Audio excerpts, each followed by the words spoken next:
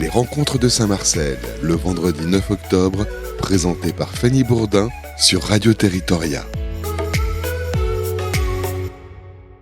Bonjour à toutes et à tous et bienvenue sur Radio Territoria. Les rencontres de Saint-Marcel ont effectivement eu lieu pour une partie le 9 octobre et se prolongent. Et je ne suis pas Fanny Bourdin, c'est Pierre qui vous parle et je suis très heureux aujourd'hui d'accueillir Gilles Clément. Gilles, bonjour. Bonjour. Alors, on va dresser très rapidement un portrait extrêmement court de vous. Simplement en introduction, rappeler ce que sont les rencontres de Saint-Marcel. Les rencontres de Saint-Marcel visent à partager les initiatives qui se passent dans les territoires avec pour ancrage premier le département de la Loire, un département de transition composé de nombreuses unités paysagères, qui est un sujet qui va parler à l'intervenant que nous avons aujourd'hui et qui au fond n'est pas une très franche ruralité, n'est pas non plus une grande conurbation urbaine, c'est un territoire composé de toute sa diversité. Et c'est bien ça le sens de notre association, c'est de montrer la diversité de ces territoires. Et cette année, nous ne pouvions pas échapper à la crise de Covid-19. Et plutôt que de l'occulter ou d'avoir une analyse trop rapide, nous nous sommes dit que quelques mois après, un peu plus de 6 mois après le cœur de la crise, il était important de parler des actions menées par les uns et les autres dans les territoires, et puis aussi le ressenti d'observateurs qui réfléchissent à l'évolution de notre société. Et le terme, et je rends ici un petit clin d'œil à Pierre Janin qui en est l'auteur, c'est celui des proximités, puisqu'au fond, nous avons vu de nouvelles proximités entre des industriels et le pays, si je puis dire, avec l'épopée des masques des tissages de Charlieu, et puis un certain nombre d'autres proximités entre voisins à travers la solidarité qui s'est mise en œuvre, entre les producteurs et les consommateurs, mais aussi les artisans dans le monde culinaire et les consommateurs, et puis aussi une proximité avec la nature. Certains disent homme avec un grand H confiné, nature déconfinée. On a eu une intervention de la Ligue de protection des oiseaux, également de France Nature Environnement, et nous sommes très heureux, dans ce cadre, d'interroger Gilles Clément. Alors Gilles, je vais être très très court dans ce portrait, et je vous prie de m'en excuser. Vous êtes jardinier, vous êtes ingénieur horticole, vous êtes paysagiste, vous êtes un observateur et un acteur du rapport sensible et écologique, si je puis dire, avec la nature sous toutes ses formes. Merci encore une fois d'être avec nous. Et alors, une première question peut-être personnelle. Votre confinement, où est-ce que vous l'avez vécu, le premier du nom? Oui, alors je l'ai vécu chez moi dans la Creuse. C'était une chance, hein, j'y suis plus que la moitié du temps tous les ans. Mais là, j'étais arrivé quelques jours avant la décision de ce confinement et j'y suis resté et heureusement. C'était plus facile à vivre. C'était un peu isolé, évidemment, parce qu'en plus, dans la Creuse, on n'est pas dans un territoire peuplé, mais c'était quand même une chance. Et alors, à titre personnel, comment est-ce que vous avez ressenti cette période? Vous parliez d'isolement dans le rapport aux autres. Vous avez un jardin très conséquent, un jardin ouvert. Voilà. Comment est-ce que vous avez perçu vécu cette période? Je l'ai vécu, disons, avec une certaine sérénité et plutôt dans une position d'équilibre. C'était très, très agréable, sauf en fin de journée où il manquait des humains. Mais c'est très important, cette chose-là. On ne se rend pas compte à quel point on a besoin du regard des autres pour être heureux. Cela dit, j'avais bien sûr un peu le regard du renard, celui des chevreuils, parce que quand même j'en ai croisé beaucoup, et c'était très agréable, hein.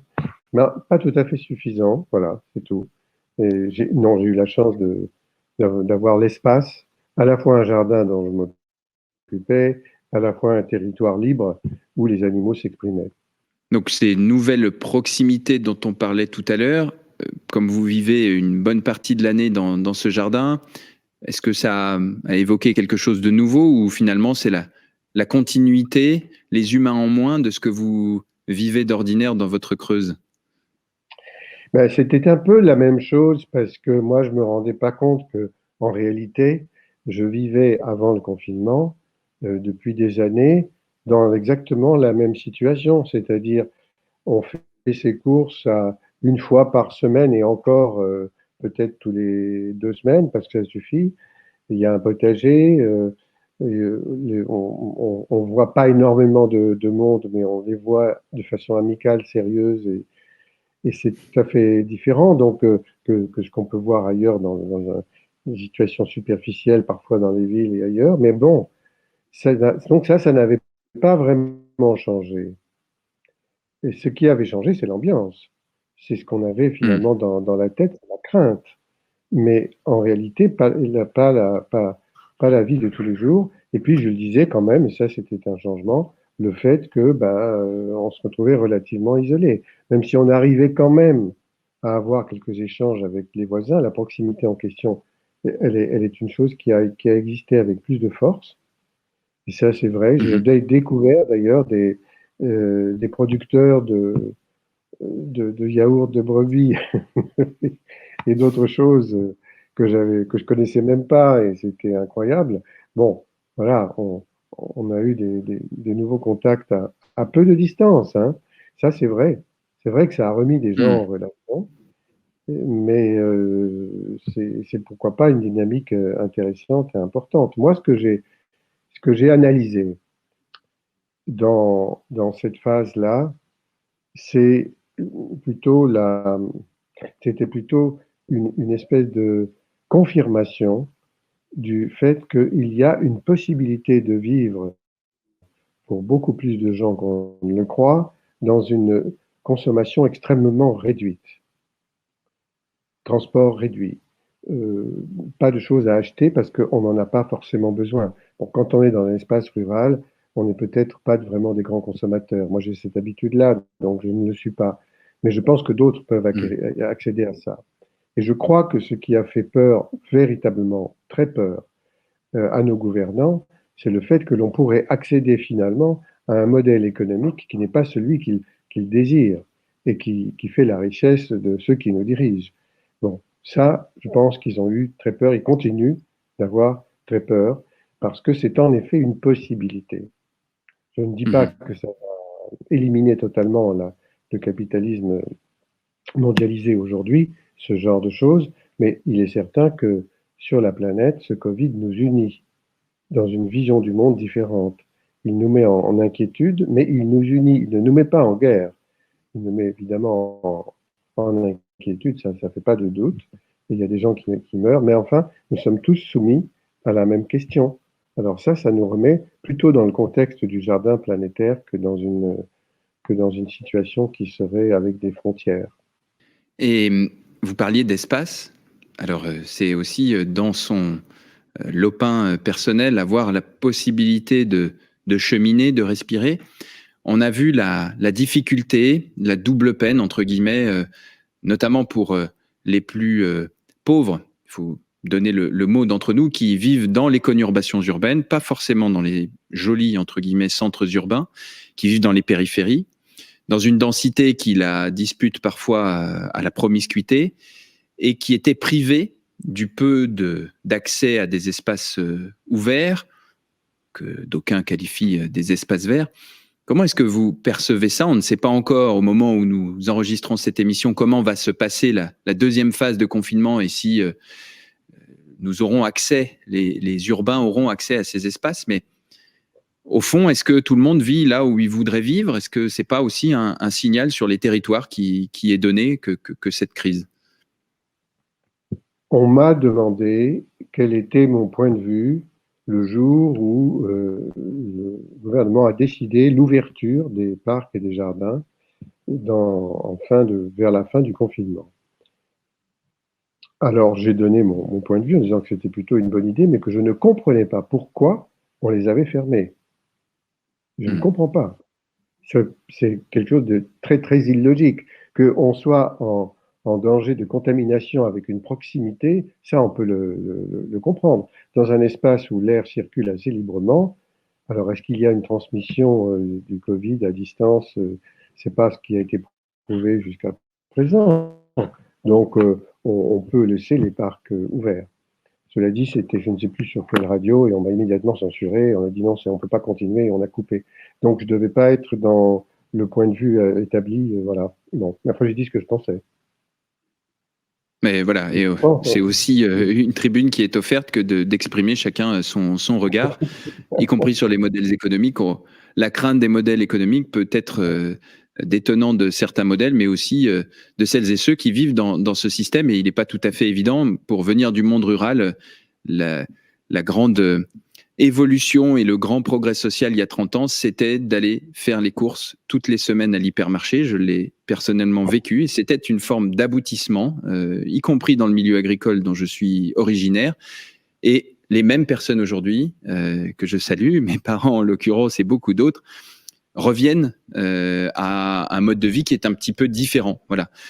Donc, je vous remercie pour votre franc-parler, et à chacune et à chacun de se faire son opinion. Nous avons la chance encore de pouvoir débattre, c'est-à-dire d'avoir des échanges, et pas chacun dans son couloir, de trouver des accroches et de ne pas toujours être parfaitement d'accord. Donc sentez-vous libre de vous exprimer ici. Alors, vous nous dites, vous avez vu quelques voisins, découvert des choses malgré une solitude plus forte, peut-être des liens plus resserrés avec vos voisins.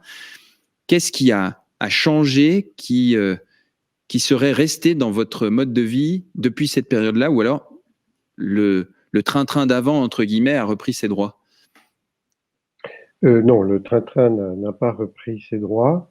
Il y a eu un petit changement qui est justement la possibilité d'aller chercher ce dont on a besoin et que l'on ne peut pas produire soi-même auprès de gens qui en sont les producteurs directement. C'est quand même une possibilité pour ceux qui produisent, qui sont les mains dans la terre ou qui élèvent, de gagner un peu d'argent, mais un peu plus que s'ils le vendaient à des distributeurs, c'est-à-dire d'être payés réellement au prix qui est convenable. C'est celui qui est logique. On devrait d'ailleurs, d'une façon générale, dépenser plus d'argent pour la nourriture qu'on ne le fait encore même aujourd'hui. Parce que quand on voit ce qui était dépensé à une certaine époque et ce qu'il y a aujourd'hui, on consacre une somme bien supérieure et même considérable à des outils en obsolescence programmée, tout prévu, évidemment, qu'on nous oblige à acheter parce qu'on nous dit c'est ça qu'il faut, c'est la pub, mais ils ne servent à rien. Alors que manger, on ne peut pas faire autrement. Boire de l'eau potable, on ne peut pas faire autrement. Donc, il y a des séries. Là, ça a remis l'accent sur les urgences vitales, et je trouve que c'est vraiment très intéressant. Bon, c'est dommage que ça se passe à l'occasion d'une crise sanitaire, mais enfin, c'est important. On l'a vu, on a évoqué ces sujets, notamment avec des représentants de supermarchés dans le département de la Loire, de petits supermarchés et d'épiciers, enfin, quand je dis petits, de taille moyenne. Et les épiciers ont eu notamment une vague très très forte de fréquentation. Ils ont été, pour reprendre le vocabulaire martial, en première ligne. Et puis, ça a été un peu la douche froide juste après le déconfinement, puisque les habitudes plus classiques de consommation ont repris. C'est pas tout à fait, en effet, ce que nous disent les producteurs qui, eux, sentent que même si certains clients qu'ils avaient pendant le confinement ont repris de fait des horaires qui ne sont plus compatibles tout à fait avec les marchés, ont aussi changé leur méthode de distribution en organisant une distribution orchestrée par SMS, par téléphone, sur rendez-vous, qui sort un peu des schémas établis qui ne peuvent pas être compatibles avec les modes de vie de tout le monde. Et il semblerait, effectivement, et ça c'est un signal positif, nous verrons à long terme que 6 mois après le premier confinement, ces modes de consommation aient évolué de manière durable. Très bien. Alors, Gilles, oui, il faut être, soyons positifs, et c'est vraiment l'ambition que nous avons de relater des initiatives. Je vous invite à écouter l'interview de Magali Chabot, qui est agricultrice à Saint-Marcel-de-Féline, puisque les rencontres de Saint-Marcel se nomment ainsi en raison de son ancrage au château de Saint-Marcel-de-Féline et avec tout le territoire environnant. Gilles, vous avez cité le jardin planétaire. Alors, ça parle beaucoup aux jeunes paysagistes, ou en tous les cas férus de nature que je suis. Ça parle peut-être moins pour les publics de cette web radio, Radio Territoria. En quelques mots, C'est très difficile de le résumer, mais qu'est-ce que c'est et l'allusion que vous avez faite en écho avec cette crise que nous avons vécue? Le jardin planétaire, c'est la planète considérée comme jardin pour trois raisons. La première est la définition même du mot. Le mot jardin signifie un enclos à l'intérieur duquel on met le meilleur, le plus important. Et dès le début de l'histoire même du jardin, c'est vivrier. C'est d'ailleurs le lieu de l'accélération du brassage planétaire parce qu'on importe des plantes qu'autrefois, en tant que nomade, on allait ramasser le long d'un parcours. On les plante là et au fur et à mesure, on est allé les chercher de plus en plus loin. Les tomates, les pommes de terre, ça vient pas de chez nous, il y en a partout chez nous.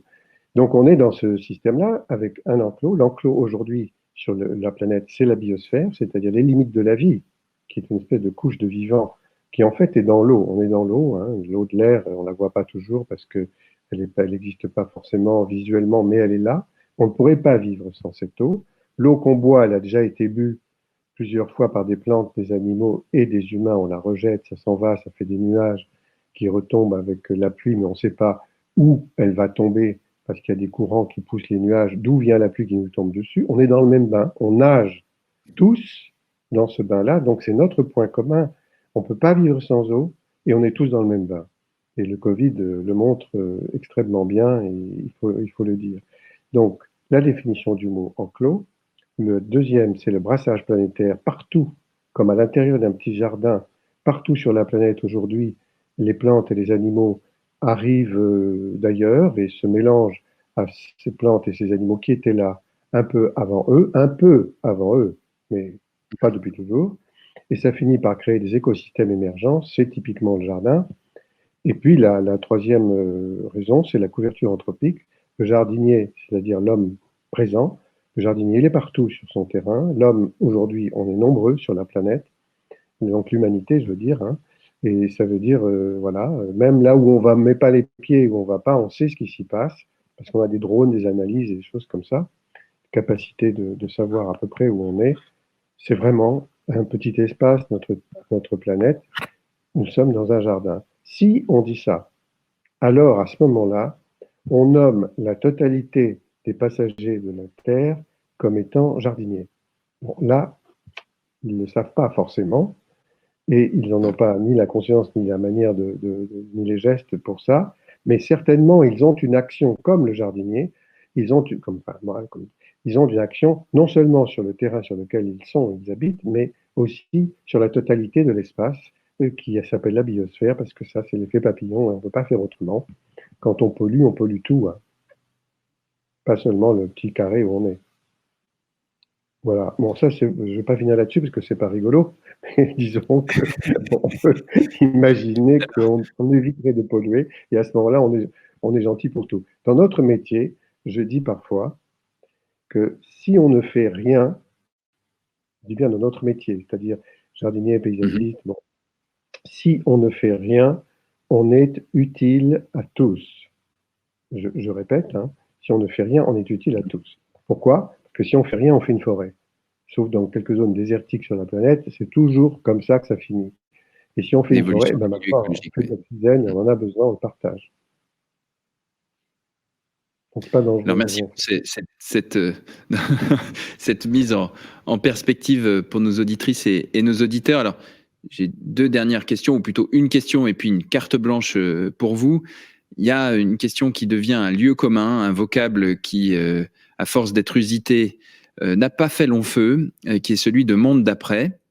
Nous sommes dans le monde d'après, mais en même temps dans le monde de dedans, puisque cette crise est un peu, pour reprendre les propos présidentiels, une histoire sans fin. Et probablement que la crise climatique, les crises sociales et économiques que nous vivons conjuguées vont se répéter. Et peut-être que les prédicateurs, même scientifiques, n'imaginaient pas, et ils le disent, qu'elles seraient d'une violence telle et à une échéance aussi brève. Ma question pour vous, c'est le monde d'après, comment le voyez-vous? Le monde d'après, je le vois à partir des oursons métis. Je vous explique. Les oursons métis, c'est pas moi qui propose la notion, c'est Baptiste Morisot, qui, autant que traceur, observateur, philosophe, naturaliste, enfin bon, constate qu'avec le réchauffement climatique, les oursons, qui sont des grizzlies, et les autres, qui sont des polaires, finissent par se rencontrer. Ce n'était pas prévu. On pensait qu'ils s'étaient différenciés, mais pas suffisamment pour finalement avoir quand même des bébés. Ils en ont. Et les petits qui naissent arrivent dans un contexte qui est le leur. Ils n'ont pas connu le traumatisme que les parents ont connu dans cette mécanique extrêmement rapide du réchauffement. Ce sont eux, c'est le constat, hein, ce sont eux qui apprennent aux parents comment il faut faire pour vivre. Ce que je vois aujourd'hui, c'est que les jeunes, bon, il n'y a pas que, évidemment, comment elle s'appelle, j'ai oublié son nom, la jeune Greta Thunberg. Greta, il n'y a pas que elle, il y en a plein qui ont cette conscience. Je travaille beaucoup avec des jeunes et des étudiants, je vois bien qu'ils ont compris qu'il fallait qu'on arrête de vivre de la façon, dans le système de la consommation abusive. Ça n'a pas de sens. On n'a pas les moyens, on n'a même pas l'espace pour ça. Donc, ils savent qu'il faut vraiment changer. Donc, je vois les choses de cette façon-là. Ça n'empêchera pas qu'il y ait, au cours de la fonte du permafrost et d'autres choses, d'autres pandémies difficiles à vivre, des choses brutales et qui vont nous abîmer, ça ne fait pas de doute. Mais bon, on doit se préparer à évoluer et à vivre autrement. Ça, c'est absolument indispensable. Et alors, pour conclure, à défaut de questions, je me disais qu'une carte blanche, voilà, un sujet que vous aimeriez évoquer, soit un coup de cœur ou un coup de griffe du moment, ou une publication, ou un projet, que sais-je. Voilà, je vous laisse la parole et c'est à vous la conclusion et puis je ferai la conclusion de forme qu'il convient d'avoir pour vous remercier et remercier nos auditeurs. Mais la parole est à vous, Gilles. Bon, merci pour cette parole que vous me donnez. Alors moi, je pense c'est un petit texte que j'ai fait, mais je me vends pas là, c'est pas pour ça, hein. C'est simplement parce que c'est quelque chose que j'ai envie de dire.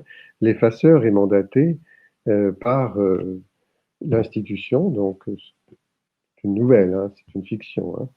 Et alors, il doit enlever des mots parce que les disques durs, les dictionnaires sont trop chargés. Il fait un choix.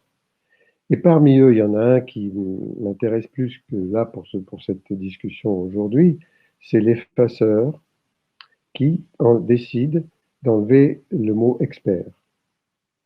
Un expert, il explique la raison pour laquelle il l'enlève, hein. Alors, il y a une scénographie particulière. Alors, ça se passe sur un port pour ce mot-là.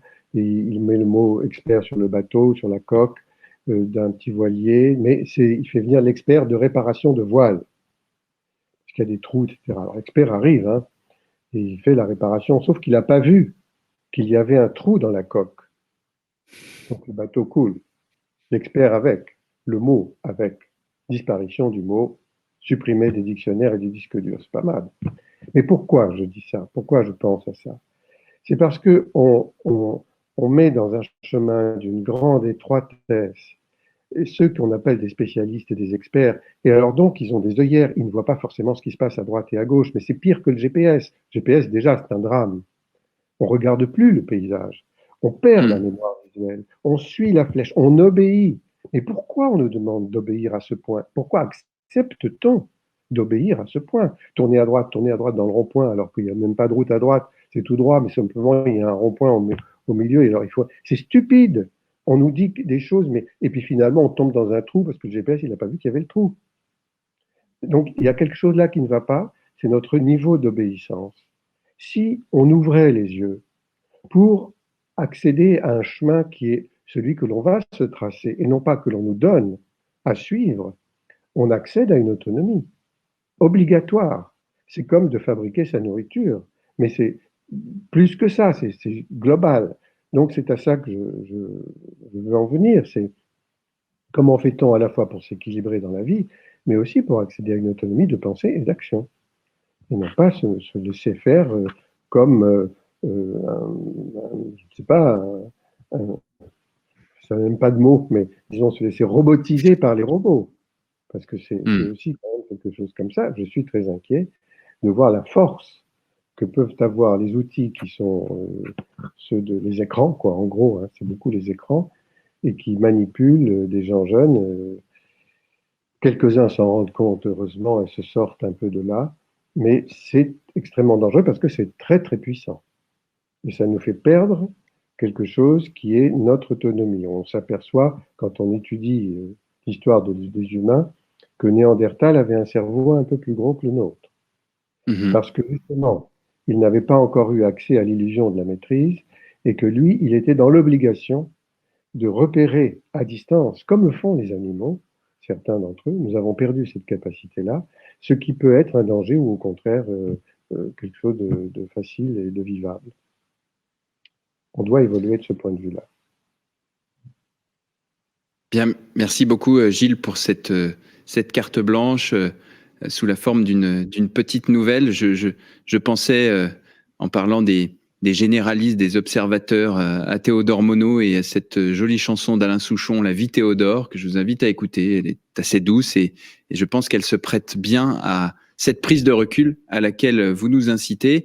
Merci à nouveau pour votre liberté de ton. Vous avez exercé cette prise de parole et le fait de ne pas être moutonnier tout au long de cet entretien et pour celles et ceux qui sont vos lecteurs fidèles, nous ne sommes pas déçus, donc merci beaucoup Gilles Clément pour cet entretien. Merci à vous et merci aux Janin, les frères.